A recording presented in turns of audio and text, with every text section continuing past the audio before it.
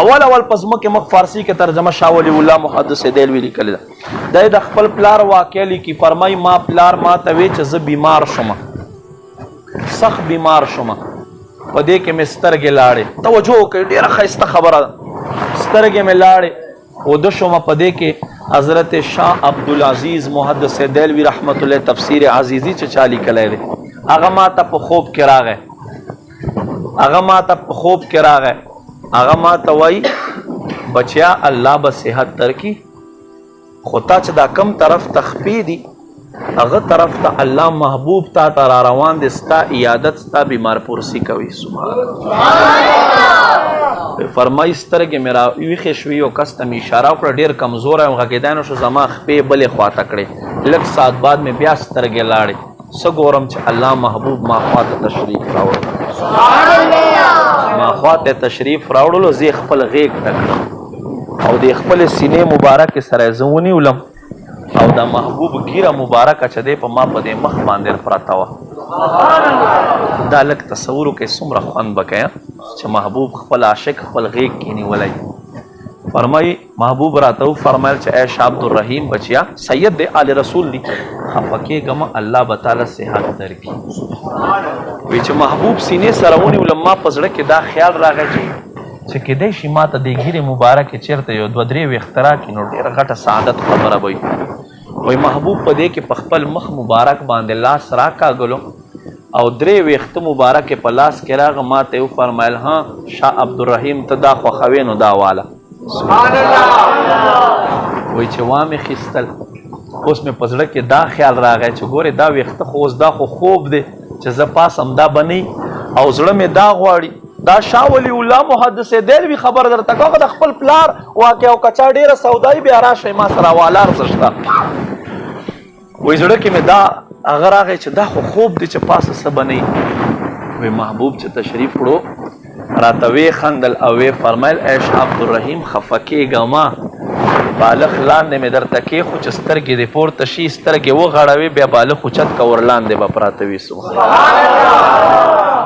شاه عبدالرحیم رحمت الله علیه الله فرمایي واللیل اذا سجا، ما دې ستا په عنبري زلفو باندې قسم وي. دا څنګه ویښته دي، دا څنګه زلفې دي؟ فرمایي چې وامې خیستل. وی توجه وکئ، فرمایي د هغوی ما څو درې د نبي علیه السلام ویښتو مبارکو درې معجزې مې وکتلې. یوه معجزه به دا وه چې دا ویښته مبارک به پراته وو، خو کله به چې محبوب باندې درود شریف ویلو شروع شو دا ویښته به په خپل ځای داسې ودرېدل. دویمه معجزه د دې ویښتو دا وه، وایي دا ویښته درې کسان راغه، لکه څنګه چې نن موږ ته خلک خبرې کوي که نه، دقسې درې کسان راغه وی چې دا څنګه کیدای شي چې په خوب کې ویښته ورکړه اوس د سره ویښته دي هغه دي. وایي هغوی وی چې موږ دا نه منو. خبر مناظرې ته راغه، بیان ډېر اوږد شو. شاه عبدالرحیم رحمت الله علیه فرمایي توجه وکئ، په زړه ګلدسته کې ځای ورکئ. ګوره ایماندارو، وایي ما ورته وی چې راځه پته به ولګي. وایي هغه درې واړه ویښته ما را وباسل بهر صحن ته غرمو ته. فرمایي بالکل آسمان شین و یوه ټوټه وریځ هم نه وه پې، خو چې دا ویښته مبارک مې را وباسل فورا الله یوه وریځې ټوټه را ولېږله په موږ باندې سوری یې کړلو. فرمایي په دې کې یو کس وی چې دا یو کس توبه وباسله، دې دوه وی چې دا خو اتفاقي وشول، بیا مو دننه کړه، بیا مو وروباسل. فرمایي وریځ نه وه چې ویښته مبارک مو را وباسل، بیا الله وریځ کړه. دویم هم توبه وباسله، دریم دا اتفاقي خبره ده، بیا مو دننه کړل، بیا مو وروباسل. فرمایي چې د محبوب ویښته مبارک مو را وباسله، الله رب کریم په اسمان باندې بیا وریځ راوستله. فرمایي دریمه معجزه د دې ویښتو دا وه چې ما یوه ورځ ټاله کولاو کوله په کوم صندوق کې چې دا ما ویښته ایښودي وه. توجه وکړئ، لږې خبرې مه کوئ، ډېرې ښکلې خبرې دي ایماندارو. په کوم صندوق کې په کوم بکس کې چې دا ویښته مبارک پراته و هغه ټاله نه کولاو کېده، چابي مې ډېره تاو راتاو کړه. وایي بس په دې زړه کې مې دا خبر راغی چې ما ته داسې ښکارېږي چې په دې کې څوک ناپاک سړی دی، دې له وجې نه دا ویښته مبارک زیارت مونږ نه شو کولی. فرمایي ما خلکو ته وي چې تاسو مهرباني وکئ او لاړ شئ د ویښتو دپاره غسل راوکئ، غسل راوکئ. وی ټول لاړل غسل یې وکړل او چې غسل یې وکړل او بیا راغلو نو په ډېرې اسانۍ سره هغه ټاله الله کلا وکړله او مونږ زیارت وکړو. دا د محبوب ویښته مبارک دی چې الله فرمایي واللیل اذا سجا. حضرت بی بی عائشہ رضی الله تعالی عنها سره بخاری حدیث ته په یوې شیشه کې داسې یوه نری شیشه و په هغې کې نبي علیه السلام ویښته مبارک پروت و. کله به هم په مدینه کې چې څوک بیمار شو دی فرمایي ما خواته به راغو په اوبو کې به مې دا ویښته مبارک ورته ووهلو هغه اوبه به مې ور وڅکلې نو الله به دې موی دې ویښته په برکت سره شفا ور عطا کړله. الحمدلله زمونږ دا عقیده ده. ما عزتمندو یو تفسیر دا دی چې د والضحا نه مراد د محبوب سیرت ته ظاهری سیرت ته او واللیل اذا سجانا مراد د محبوب پټ سیرت ته پټ.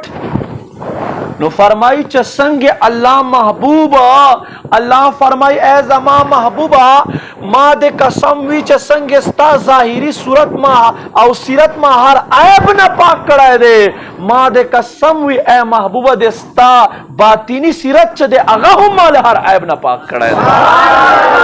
ختم نبوت زنده‌باد زنده‌باد تاج داره ختم نبوت زنده‌باد زنده‌باد نبیت مستاخ نبی کی ایک صدا.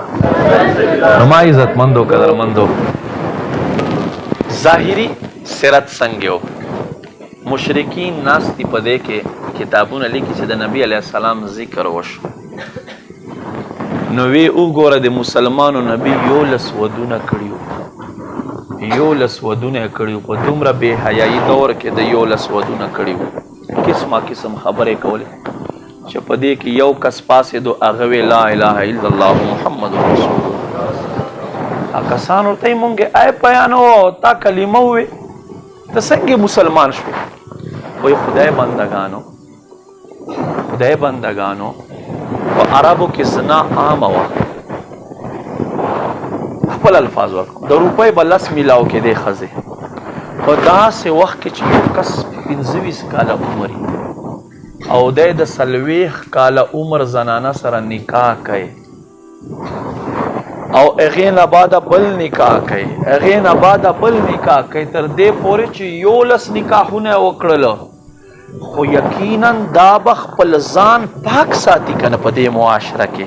نو چې په داسې معاشره کې څوک خپل ځان پاک ساتي نو زه دا وایم چې محمد برحقه نبی دی او زه کلمه وایم سبحان الله.